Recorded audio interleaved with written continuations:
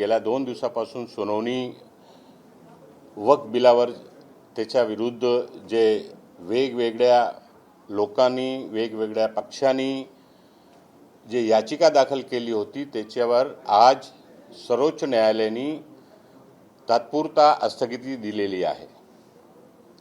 म्हणजे सत्यमेव जयते। लोकसभामध्ये काँग्रेस पक्षाने जे भूमिका मांडली होती, राज्यसभामध्ये पक्षाने जे भूमिका मांडली होती, अनेक सामाजिक संघटनांनी जे भूमिका मांडली होती, तीच भूमिका 2 दिवसाच्या सुनवाईमध्ये सर्वोच्च न्यायालयाच्या नजरेसमोर आणि सर्वोच्च न्यायालयाच्या ऑब्झर्वेशनमध्ये ते दिसून आलेलं आहे। म्हणून केंद्र सरकारला उत्तर देण्यासाठी जबाब मागितलेला आहे सर्वोच्च न्यायालयाने आणि स्थगिती दिलेली आहे। तोपर्यंत तात्पुरती स्थगिती दिलेली आहे। काल पण सर्वोच्च न्यायालयाने अनेक मुद्द्यावर केंद्र सरकारच्या त्या बिलावर जे कायदा त्यांनी केलेला आहे, नियमबाह्य कायदा, आज सुद्धा आम्ही म्हणतोय की जे कायदा देशाच्या लोकसभामध्ये आणि राज्यसभामध्ये वक्फ बिलाच्या नावाखाली, मुस्लिम समाजाच्या उत्थानाच्या नावाखाली, गरीब मुसलमानांना मदत करण्याच्या नावाखाली जे नियमबाह्य कायदा बनवण्यात आलेला आहे, त्याचा घोर विरोध संपूर्ण देश पातळीवर लोकसभा राज्यसभापासून रस्त्यापर्यंत आजपर्यंत ते होत आहे। आणि सर्वोच्च न्यायालयाला आम्ही धन्यवाद देऊ इच्छितो आणि न्यायालयाच्या निर्णयाचे आम्ही स्वागत करतो की दूध का दूध पाणीचा पाणी दाखवण्याचा सुरुवात सर्वोच्च न्यायालयाने केलेला आहे। आम्हाला विश्वास आहे की पुढच्या येणाऱ्या कालामध्ये पुढे जी सुनावणी होईल, हा ज्या नियमबाह्य नवीन अमेंडमेंट कायदा वक्फ बिलामध्ये तरतूद करण्यात आलेला आहे, ते सर्वोच्च न्यायालय निश्चितपणे निरस्त करतील असा आम्हाला विश्वास आहे। आज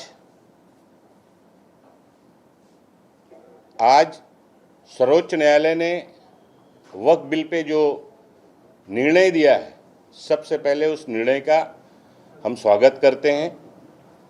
सत्यमेव जयते। देश में न्याय जरूर मिलता है। उस न्याय की लड़ाई के लिए जिस तरह से कांग्रेस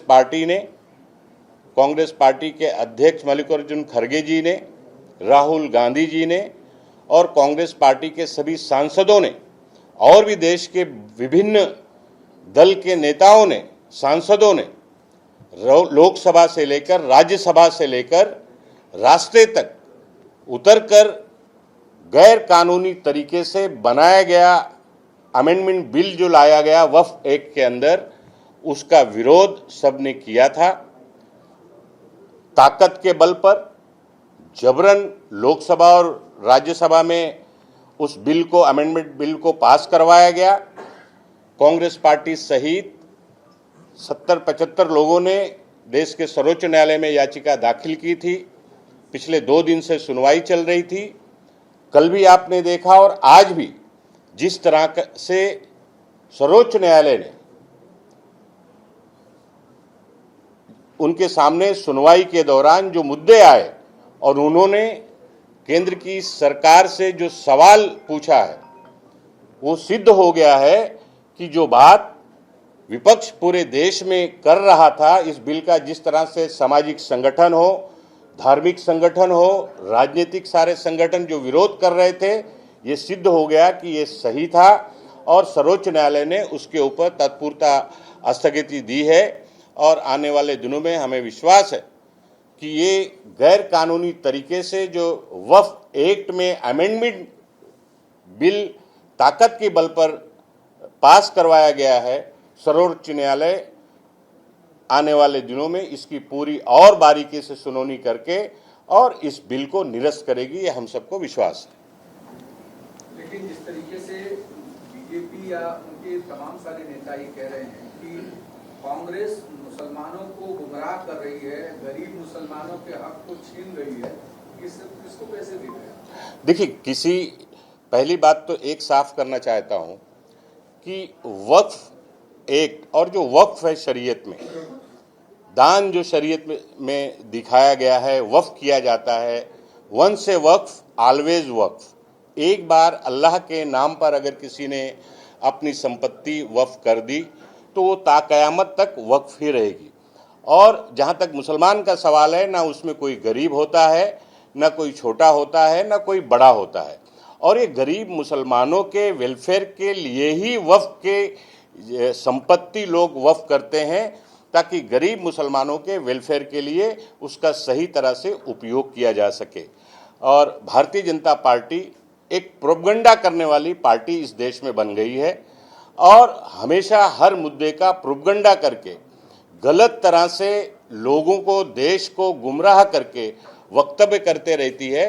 ये उसी का एक हिस्सा है। लेकिन सर, मोदी जी ने जिस तरीके से हथरस में भाषण किया था, कहा था कि मुस्लिमों का कांग्रेस ने सिर्फ इस्तेमाल किया है और एसटी, एससी, ओबीसी इन तक सुविधाएं पहुंची कि नहीं, इसकी भी उन्होंने कभी अहमियत नहीं उठाई। आप इसका जवाब कैसे? भारतीय जनता पार्टी ने सबसे पहले अपने गिरेबान में झांक के देखना चाहिए कि उन्होंने इस देश के अल्पसंख्यक के साथ क्या किया है। उनकी पार्टी में जो अल्पसंख्यक नेता थे उनको कहां पर ले जाकर खड़ा किया है, हंसिए पे कैसे उनको चढ़ा दिया है, उनका राजनीतिक कैरियर खत्म कर दिया है। उनको कांग्रेस से देश के अल्पसंख्यक के उत्थान के बारे में पूछने का कोई अधिकार और कोई हक नहीं है। ये कांग्रेस पार्टी है जिसने इस देश में एक अल्पसंख्यक समाज के, माइक्रो माइनॉरिटी समाज के सरदार मनमोहन सिंह जी को 2 बार इस देश का प्रधानमंत्री बनाया।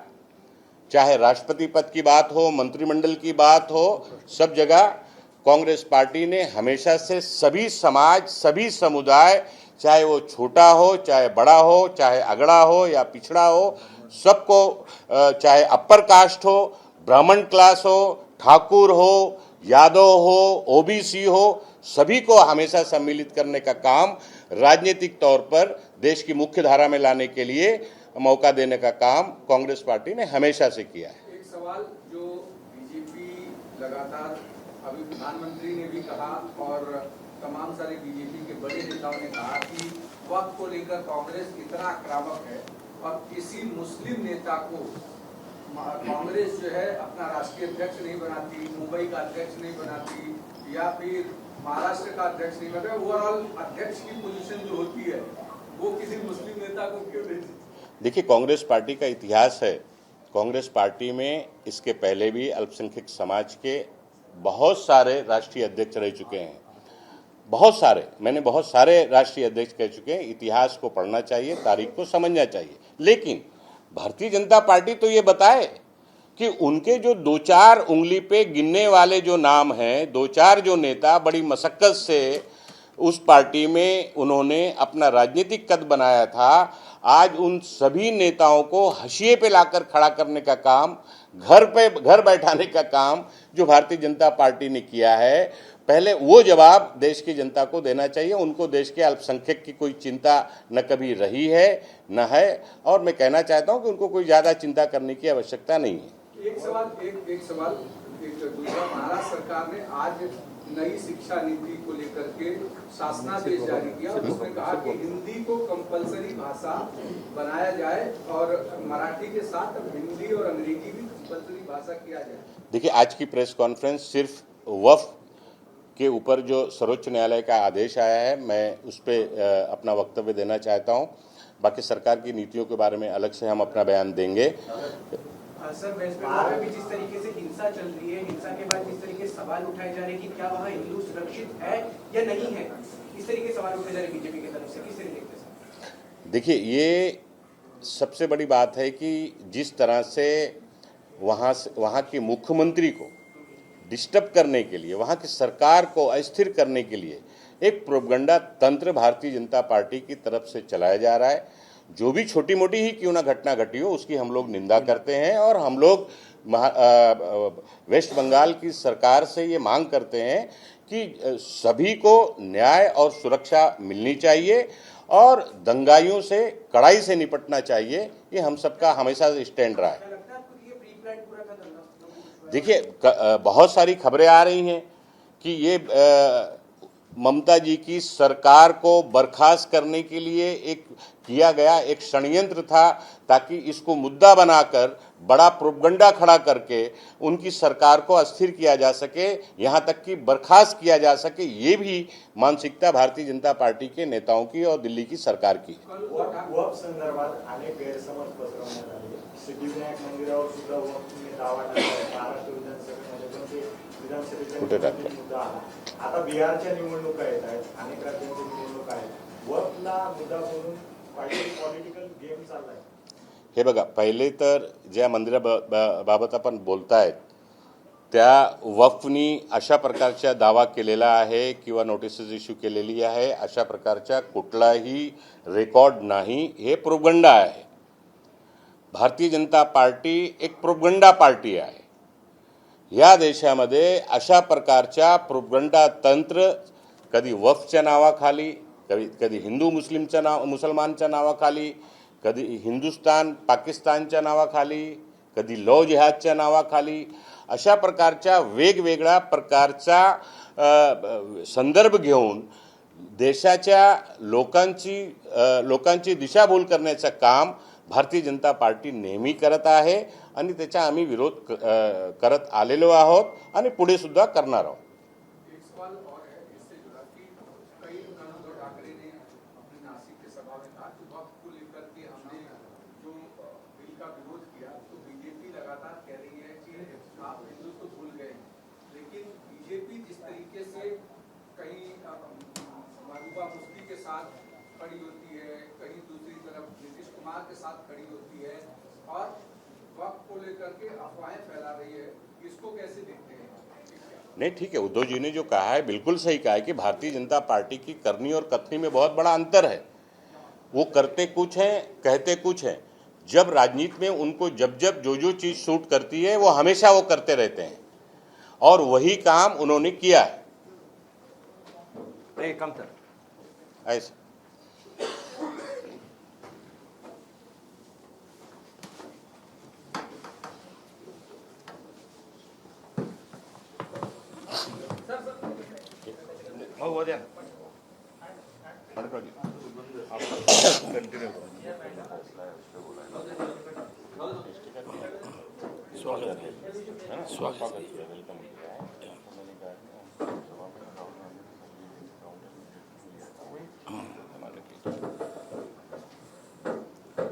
शुरू करें।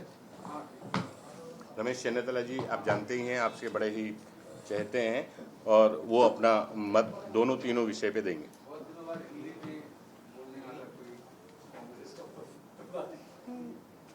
हमारे नेता सोनिया गांधी और राहुल गांधी जी के ऊपर ईडी और सीबीआई को लगाए हैं। देखिए, देश में जो पार्टी, जो नेता मोदी और अमित शाह के और केंद्रीय सरकार के खिलाफ काम करते हैं, बयान देते हैं, उन सब के ऊपर ईडी और सीबीआई लगा देते हैं। This is a clear case of political vendetta. ये पॉलिटिकल वेंडेटा से कांग्रेस पार्टी को खत्म नहीं कर सकते। हमारे नेता लोगों को चार्जशीट करके उनको मनोबल टूटने का काम ये लोग कर रहे हैं। लेकिन सोनिया गांधी और राहुल गांधी के साथ इस देश के जनता है, वो हमारे लड़ाई जारी रखेगा। केंद्रीय सरकार के खिलाफ जो आंदोलन कांग्रेस पार्टी ने छेड़ा है वो जारी रखेगा। हम इस सरकार के खिलाफ मजबूती के साथ लड़ेंगे। हर कांग्रेस के कार्यकर्ता इसके आज सड़क पे उतरे। कल और आज देश भर में ईडी ऑफिस के सामने और सरकार के केंद्रीय सरकार के दफ्तरों के सामने प्रदर्शन कर रहे हैं, धरना कर रहे हैं। हम इसके विरोध कर रहे हैं। हाँ न, इधर तो हमने 2 दिन का प्रोग्राम पीसीसी अध्यक्ष ने कल घोषणा किया था। कल सद्भावना की यात्रा था, इसलिए इसके वजह से कांग्रेस पार्टी को कमजोर करने की कोशिश है। ये साजिश है। कांग्रेस पार्टी को कमजोर करे, विपक्ष को कमजोर करे, ताकि भारतीय जनता पार्टी के उससे लाभ मिले। लेकिन इस देश की जनता प्रजातंत्र में विश्वास करने वाले हैं और सोनिया गांधी और राहुल गांधी के ऊपर जो अन्याय हो रहे हैं उसके ऊपर जनता में रोष है, और रोष आपको इस देश भर में देख सकते हैं।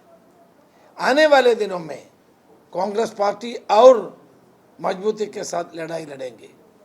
हमारे पदाधिकारियों का मीटिंग 19 को दिल्ली में बुलाया है, उसमें हम लोग विस्तार में चर्चा करके आगे जाने वाले का कार्यक्रम अपनाएंगे।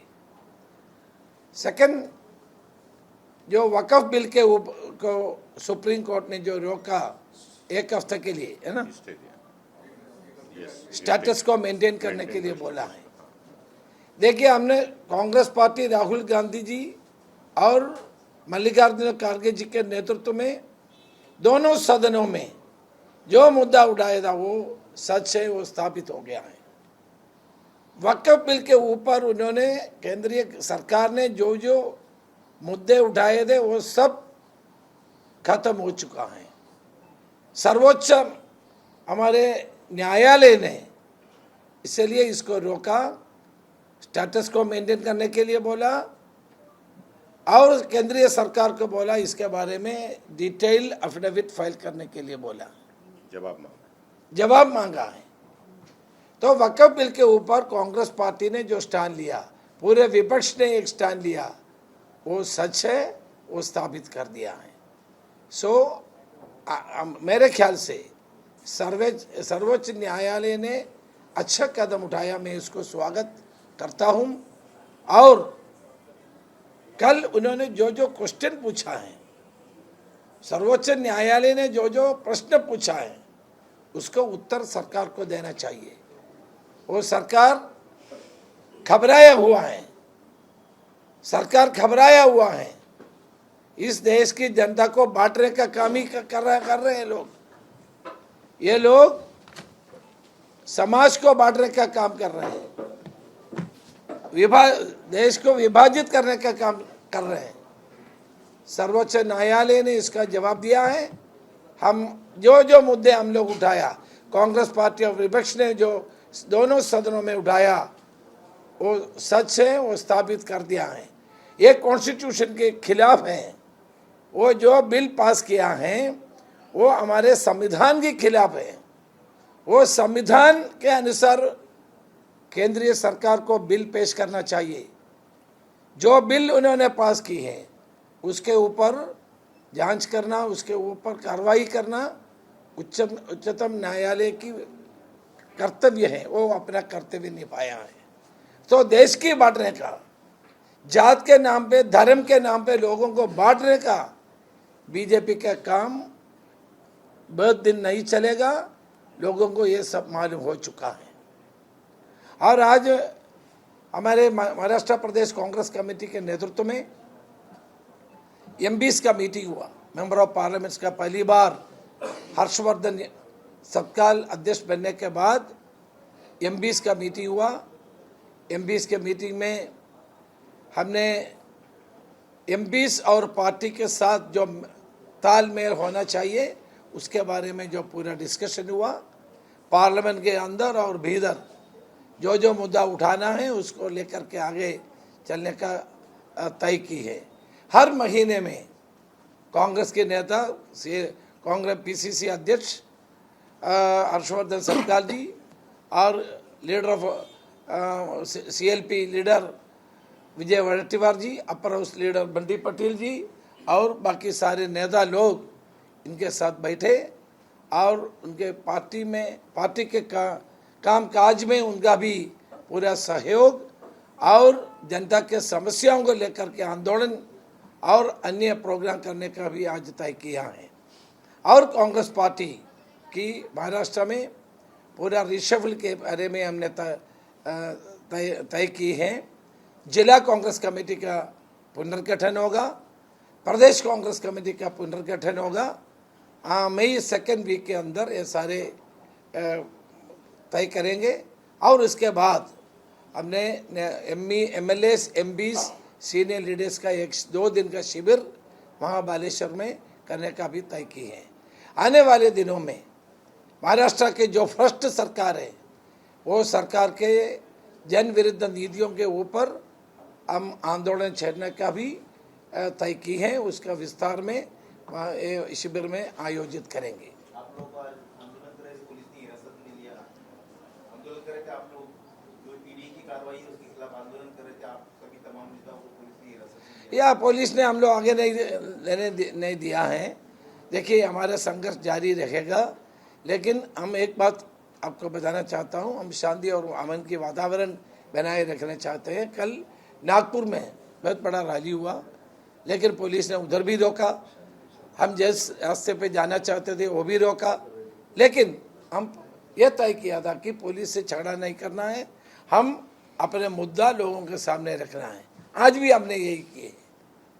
हमारे मकसद है कि लोगों को विभाजित करने का जो काम बीजेपी ने, जो RSS ने जो कर रहे हैं, उसका विरोध में हम लोग काम करेंगे। सारे जनता हमारे ये स्टैंड को अप्रिशिएट कर रहे हैं। महाराष्ट्र में आप देख रहे हैं अभी सरकार क्या क्या कर रहे हैं। लालटी बगन मेरे ख्याल से 500 रुपए पे लाए, अभी 500 रुपए में आ गया। 9 लाख चुनाव तो खत्म हो गया, इसलिए तो बंद करने की कोशिश कर रहे हैं। अब 9 लाख लोगों को हटा दिया। अब देखिए चुनाव की वजह से ये ने लागू किया। हमने उसी समय जो बोला वही सच हो गया। सो आने वाले दिनों में सदन के अंदर और बाहर भी हम आंदोलन छेड़ेंगे। और हमारे प्रदेश कांग्रेस कमेटी के अध्यक्ष हर्षवर्धन सपकाल की उन्होंने चार्ज लिया फरवरी में। 2 महीने के अंदर बहुत सारे कार्यक्रम उन्होंने किए हैं और हमारे पार्टी कार्यकर्ताओं में एक उत्साह पैदा की है। और सदन के अंदर विजय वडेट्टीवार और अपने MLAs जो भी कम है हमारे, लेकिन सारे लोग अपने काम अच्छी तरह कर रहे हैं। मैं उनका भी अभिनंदन करना चाहता हूँ। ऑफिस पे वर्षा गायकवाड़ जी छोटी हुई है, आपकी MP है, तो क्या सरकार की ओर से दबाव तंत्र का इस्तेमाल हो रहा है और आपके जितने भी MPs हैं या MLAs हैं उनको चोटी करने का कहीं कोई षड्यंत्र रचा जा रहा है, ऐसा लग रहा है आपको? देखिए कल वर्षा गायकवाड़ के ऊपर जो उनको जो चोट लगा है, मैं उसका निंदा करता हूँ। पुलिस अभी इसे नहीं करना चाहिए। वो बॉम्बे प्रदेश कांग्रेस कमेटी के अध्यक्ष हैं और मेंबर ऑफ पार्लियामेंट है। उनको वो ED ऑफिस में आया था, वो अपने पार्टी के निर्देश के अनुसार उन्होंने की है। एक मेंबर ऑफ पार्लियामेंट है, उनके ऊपर ऐसा करना गलत बात है। हम इसको पूरी तरह निंदा करते हैं। आज हमारे बाकी सारे MPs थे और 3 लोग नहीं आए, बाकी सब MPs थे। सारे सीनियर लीडर्स भी आए थे। सारे लोग मिल करके हमने ये आंदोलन में आगे आए थे। आज महाराष्ट्र सरकार ने एक नोटिफिकेशन जारी किया और कहा कि हिंदी को कंपलसरी भाषा के तौर पर महाराष्ट्र में किया जाता है नई शिक्षा नीति के तहत। वो हमें पूछिए, प्रदेश के लोगों को पूछना चाहिए, अध्यक्ष जी को पूछना चाहिए। अब सवाल ये है कि पहले महाराष्ट्र में मराठी वर्सेस हिंदी का विवाद खड़ा करना, मारपीट करना और फिर ये नोटिफिकेशन आना, ये क्या आपको लगता है कि ये कहीं न कहीं दोनों में साठगांठ है? नहीं, देखिए मराठी को राज्य भाषा का दर्जा, अभिजात भाषा का दर्जा भी दिया गया है सरकार की ओर से। ऐसे स्थिति में देखो, ये संविधान ने और देश की स्वतंत्रता के बाद में जो प्रांत रचना हुई थी वो भाषावार हुई थी और जो मातृभाषा है उसको सामने रखकर ये रचना की गई थी। ऐसे स्थिति में हमारी मराठी अस्मिता को ठेस पहुंचे, मराठी संस्कृति को ठेस पहुंचे, ऐसी कोई भी भाषा महाराष्ट्र में लागू नहीं होनी चाहिए। अगर ऑप्शनल आप रखते हो तो हम लोग उसके लिए किसी का आक्षेप होने का सवाल नहीं था, पर उसको तीसरी भाषा करके लागू करना या इसमें ऐसे नोटिफिकेशन निकालना, मुझे थोपना, ये मैं सरासर गलत मानता हूँ।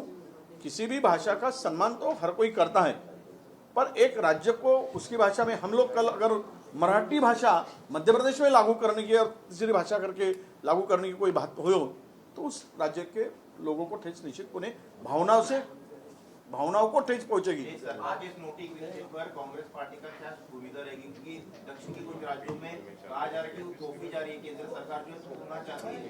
तो नहीं, अभी बीजेपी को हम ये सवाल पूछना चाहते हैं कि आप मध्य प्रदेश या यूपी इसमें आप मराठी भाषा लागू करेंगे तीसरी भाषा करके? हमारा उनसे सवाल है। देखिए, प्रांत के जो सीमाएं तय की गई थी, प्रांतों का निर्माण जो किया गया था राज्यों का निर्माण में, पहली तो भाषा तो वही थी कि जिसके जो भाषा है, मातृभाषा है, जो मदर टंग बोलते हैं, उसी को लेकर हम लोग आगे बढ़ना चाहिए। किसी को इस भाषा को लेकर कोई विरोध होने का सवाल नहीं। आप थर्ड या उसके ऑप्शनल रखना चाहिए। जब भी मैंने इस बात को लेकर सामने रखा हूं, आज सीएम ने कहा कि हम जो नई शिक्षा नीति है उसके तहत एक कम्युनिकेशन लैंग्वेज होनी चाहिए हर जगह के लिए। तो हमने जो है वो सबके साथ संवाद लैंग्वेज के तौर पर हिंदी को अडॉप्ट करने के लिए कहा है। मराठी बोलना कंपलसरी होगा, लेकिन हिंदी उसके साथ 5 तक इस तरह का बयान अगर सरकार की ओर से आता है, सीएम से आता है, तो यहाँ कोई आईएएस आईपीएस जो यूपीएससी पास करके ऑफिसर आता है तो उसको कंपलसरी मराठी भाषा पढ़ाई जाती है, क्योंकि यहाँ की भाषा है। यहाँ ना हिंदी की भाषा पढ़ाई जाती है। अगर कोई हर प्रदेश में, यहाँ हर प्रदेश में है तो उसकी भाषा वो होती है। तो इसको लेकर विवाद खड़ा करना और इस तरह से लागू करना, मैं बोल रहा हूँ मराठी अस्मिता को ही ठेस पहुंचाने का काम सरकार की ओर हो रहा है। हम लोग भाषा का विरोध नहीं करते हैं।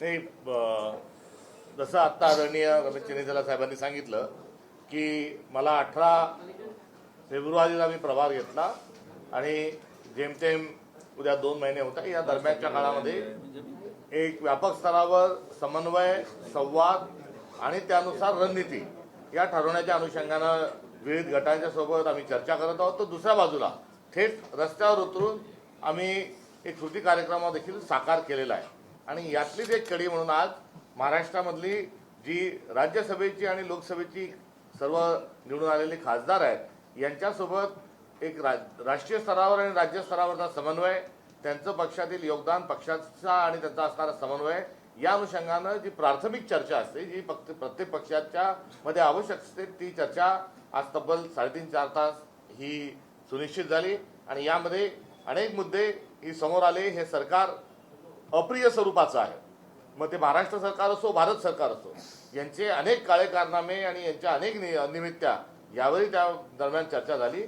मात्र तुर्तास मेचा टंचाई लागलेली आहे, लोक पाण्यासाठी टाव फोडत आहेत, कुठलेही सरकारजवळ नियोजन नाही आणि उलट पक्षी जल जीवन मिशन मध्ये मोठा भ्रष्टाचारही हा समोर येत आहे।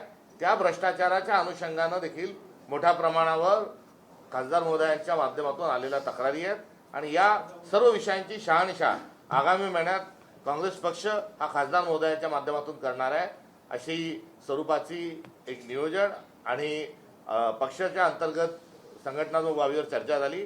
आणि दुसरं, महाराष्ट्रातील ज्येष्ठ नेते हे पण आज या ठिकाणी बहुसंख्येने उपस्थित आहे, यांच्यासोबत देखील एक नियमित स्वरूपाचा जो संवाद आहे तो संवाद या ठिकाणी संपन्न होत आहे आणि हा संवाद आणि हे सर्व स्वरूप जे आहे त्या स्वरूप आपण वारंवार एक प्रश्न विचारत असतात काँग्रेसच्या अंतर्गत गटबाजीच्या अनुषंगानं। आज आपण तो विचारलेला नाही, कारण ती विचारण्याची बहुधा आवश्यकता नाही। आम्ही सर्व एका दिलाने आणि किती छान आमच्या सगळ्यांमधला संवाद, आमच्या देहबोली, आमच्या विषयांची सगळ्यांची एकरूपता ही पण या निमित्तानं तिचा याही डोळी आपल्यालाही सर्वांना त्याचा साक्षात्कार झाला असेल आणि या एकसंघ स्वरूपामध्ये काँग्रेस पक्ष पुढे जात आहे। सर, पण शेतकऱ्यांच्या कर्जमाफीबाबत काँग्रेसची नेमकी भूमिका काय? काँग्रेस रस्त्यावर उतरणार का? कारण शेतकऱ्यांना कोणी वाली सुटला नाही अशी चर्चा आता सुरू झाली आहे। नाही, मला आपल्याला सांगत असताना मला आपल्या सर्वांच्या अत्यंत विनम्रतेने ध्यानात आणून द्यायचं आहे की अधिवेशनाच्या पहिल्या दिवशी काँग्रेस रस्त्यावर उतरून शेतकऱ्यांच्या तमाम जे मुद्दे आहेत आणि त्यामध्ये कर्जमाफीच्या मुद्द्याच्या अनुषंगाने आम्ही रस्त्यावर उतरलो होतो। त्याचा अर्थ काय होता, त्याचं तात्पर्य काय होतं, त्याचा संदेश काय होता की बजेटमध्ये शेतकऱ्यांची कर्जमाफी व्हावी आणि हे विसरभोळं जे सरकार आहे यांना हे न विसरता आमचा मुद्दा आम्ही शेतकऱ्यांचे प्रतिनिधी या नात्यानं विरोधी राजकीय पक्ष या नात्यानं आम्ही आमचे मुद्दा त्या ठिकाणी मांडला होता. मात्र इतप्पर अर्थसंकल्पात कुठल्या प्रकारची तरतूद झाली नाही आणि या जखमेवर मीठ चोळण्याचं काम अर्थमंत्र्यांनी 3 दिवस शिल्लक असताना सांगितलं की 3 दिवस आहे, आपण कर्ज भरून टाका. त्यामुळे ही असणारी सर्व जो इतिहास आहे आणि हा करंटेपणा जो आहे सरकारचा, या करंटेपणाला घेऊन आम्ही लोकांच्या शेतकऱ्यांच्या सोबत आंदोलनात्मक भूमिका घेणार आहोत. एबीपी माझा, उघडा डोळे बघा नीट.